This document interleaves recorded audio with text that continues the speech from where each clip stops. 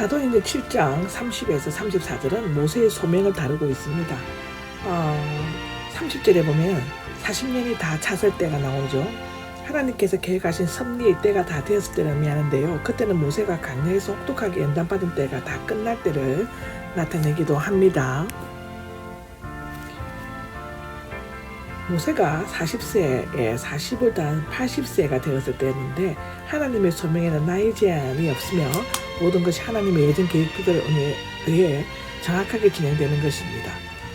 여기 천사가 나오는데 여호와의 천사나 그 앞에 천사이며 하나님의 말씀이 로고스 즉 성자를 의미하는 것으로 해석하는데요. 바로 다음에 나오는 3절에는 주님으로 되어 있고 출애굽기에는 여호와로 기록되어 있습니다. 히브리인들은 하나님을 대면하면 죽은 것으로 생각했으므로 천사나 주님이라는 호칭을 주로 사용했다고 하고요. 여기 시내산은 호렙산 아마도 300이름인데 시내산은 그 중 한 봉우리로 불리는 것 같다고 출애굽기 3장 1절에는 말하고 있습니다. 시내산은 바벨론의 월신산 시내에서 비롯된 것 같은데 우상 숭배의 장소인 시내산은 하나님께서 임재하시고 계시하신 거룩한 성산이 되었습니다. 가시덤불 불꽃 가운데가 나오는데 문자적으로는 가시덤불의 불의 불꽃 가운데 쓰인데요. 가시덤불은 야생 아카시아 나무의 일종으로 시내산에서 사막에서 흔히 볼 수 있으며 제목으로나 땔감으로는 쓸 수 없는 가시덤불이었다고 합니다. 당시 하찮은 나무로 멜시전대를 받던 이스라엘을 상징한다고 볼 수 있는데요. 가시덤불은 불이 붙었지만 가시덤불은 사라지지 않았습니다. 이 불은 자연적인 현상에 의해서인 것이 아니라 초자연적인 현상에 의해서 붙여진 신비로운 불이었죠.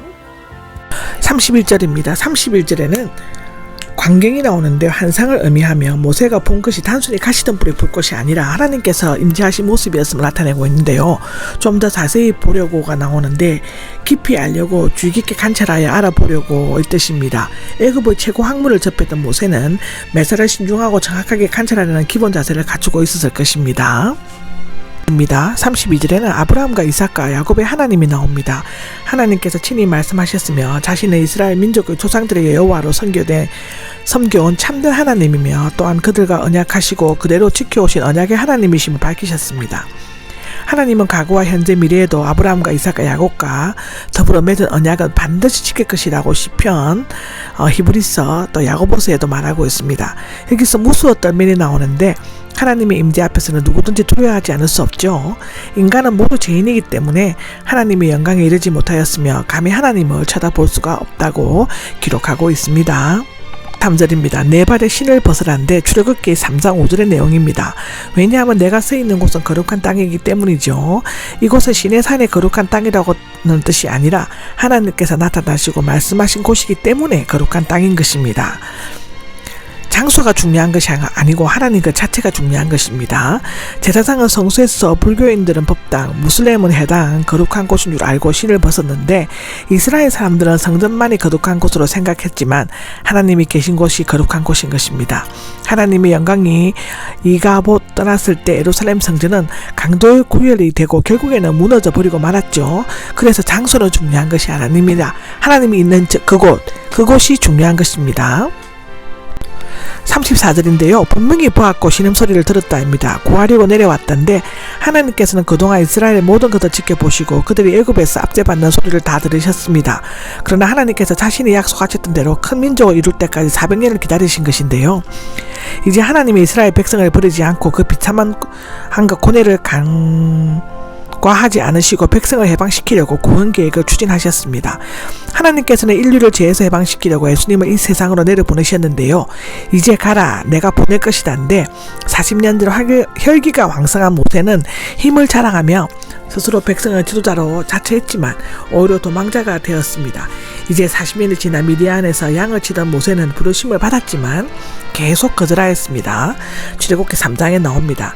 하나님의 부르심은 역설적인 것입니다. 35절입니다. 35절에는 거절했던 사람이 나오는데 모세는 이스라엘 백성이 거절했던 사람이지만 하나님께서는 그를 받으셔서 통치자와 구원자로 삼으셨습니다. 후에 유대인들은 건축자들이 버린 돌처럼 예수님을 배척했지만 그는 요긴한 모퉁이 돌처럼 구원의 주춧돌이 되었습니다. 이것 또한 마태복음, 베드로전서 2장 7절에 나옵니다. 여기 구원자가 나오는데 대가를 지불하고 구속하는 사람을 의미하는데요. 이스라엘의 출애굽은 그리스도를 통한 구속의 가장 선명한 모형이 되는데 모세는 예수님의 그림자가 되었습니다. 아멘. 36절인데요.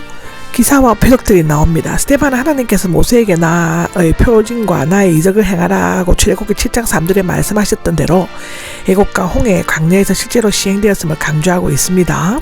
그중 대표적인 것은 바로에게 내렸던 열재앙인데요. 홍해를 가르는 이적 등이 있습니다.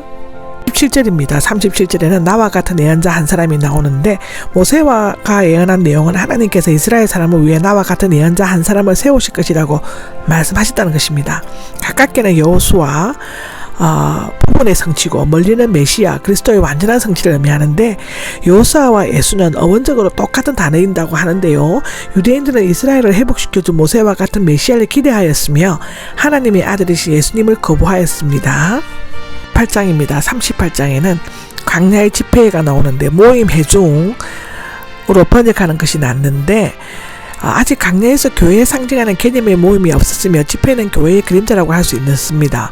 모세가 천사로부터 율법을 받았을 때 이스라엘 전 국민은 시내산에 모여 있었죠. 히브리서 2장 2절, 갈라디아서 3장 19절, 신명기 33장 2절에 나옵니다. 모세는 천사와 백성 사이에 중개자로 중보자였는데 출애굽기에는 천사에 대한 언급은 없습니다. 예수 그리스도는 더 좋은 언약의 중보자이시다고 합니다. 여기 살아있는 말씀은 여기서의 말씀은 율법을 가리키며 율법이 살게 한다는 뜻인지 라는 거 하는데 그러나 살게 하는 율법은 오히려 죽게 하였으므로 참으로 살게 하는 말씀이신 그리스도께서 오셨습니다. 39절입니다. 39절은 순종하려고 하지가 나오는데 이스라엘 백성은 모세를 통한 전한 하나님의 말씀에 불순종했을 뿐만 아니라 죄와 악으로 가득 찬 애굽을 그리워하였습니다. 출애굽기 16장, 민수기 11장에 나옵니다. 그 결과 모세를 거부하고 하나님께 불순종하고 우상 숭배를 하였죠. 여기에서 스데반은 새로운 땅을 기업으로 주시겠다는 하나님의 약속을 잃어버리고 과거의 노예의 생활에 집착했던 이스라엘 백성의 어리석음과 배은망덕을 날카롭게 지적하고 있습니다. 40절입니다. 40절에는 우리를 인도하실 신들인데 출애굽기 32장 1절에 나오는데요. 하나님께서는 노예 생활에 신음하는 그들을 이끌어내어 가나안으로 인도하고 계시지만 오히려 그들은 거치고 고된 광야 길에서 애굽의 길로 인도할 신들을 만들어 달라고 요구하고 있습니다. 그들의 완악함과 각박함은 극치인 것이죠. 41절입니다. 41절에는 송아지 모양의 우상인데요.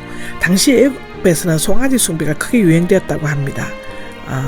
멤피스에서는 아피스 그리고 헬리오플레스에서는 무네미스라는 송아지 우상을 만들어 숭배했다고 하는데요.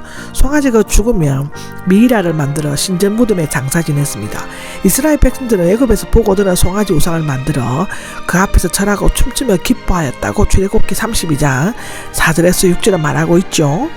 12절에는요. 돌아섰고가 나오는데 이스라엘 백성이 하나님과 그가 세운 자들에게 돌아섰을 때 하나님께서도 그들에게서 돌이키셔서 그들을 하는 대로 내버려 두셨습니다. 하늘의 별들이 나오는데 이스라엘 백성은 송아지뿐만 아니라 하늘의 일월 성신을 숭배했다고 신명기, 열왕기 하도 말하고 있습니다.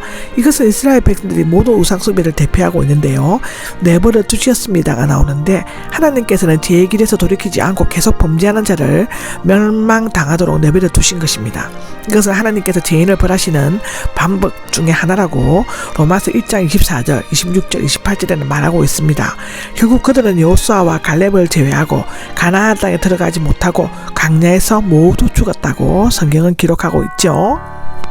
3절에는 몰락의 장막인데요. 몰록은 암몬 조선의 신으로 어린이가 살아있는 희생제물로 바쳐졌습니다. 자를 뻗은 수소 형상의 어린아이를 올려놓고 그 밑에 불을 지펴 어린이를 태웠다고 합니다. 끔찍하죠. 이스라엘 백성은 광야에 40년 동안 정착하는 곳마다 여호와의 장막 대신 목록의 장막을 만들었다고 합니다. 레판 신의 별 레판인데 레판은 홈판 또는 램판으로 불리우며 애굽인들과 아랍인들, 베니게인들이 숭배했던 토성, 즉 아수르의 별신 신국과 히브리어 키윤이 토성과 연관된 뜻하는데 그것을 뜻하는 것으로 콥틱어로 생각됩니다. 스스로 만드는 형상인데요. 하나님께서는 제20계명에서 너를 위하여 새긴 우상을 만들지 말고 어떤 형상도 만들지 말며 절하거나 섬기지 말라고 출애굽기 20장에 분명히 말씀하셨습니다. 그럼에도 불구하고 그들은 우상숭배를 포기하지 않았습니다. 바벨론 저편으로가 나오는데 히브리어 70인역에는 다메섹 너머로라고 기록되어 있다고 하는데요. 끝까지 돌이키지 않은 이스라엘들은 바벨론의 포로가 되어 끌려갔습니다. 44절에 보면 증거의 장막이 나옵니다. 목록의 장막과 대조시키고 있는 것 같으며 성전이 아닌 광야의 장막, 성막이었다고 하는데요. 이 장막에는 하나님의 언약의 증거의 십계명 돌비가 있었으므로 증거의 장막, 하나님이 임재하셔서 이스라엘 백성과 만나기 때문에 희막으로 뿌렸다고 출애굽기 27장 21절, 신명기 31장 14절에는 기록하고 있습니다. 사실상 이 증거의 장막은 화려하게 지은 성전과는 비교하지 못할 정도로 초라했지만 하나님의 명령에 따라 지은 순수하고 거룩한 장소였다고 기록합니다.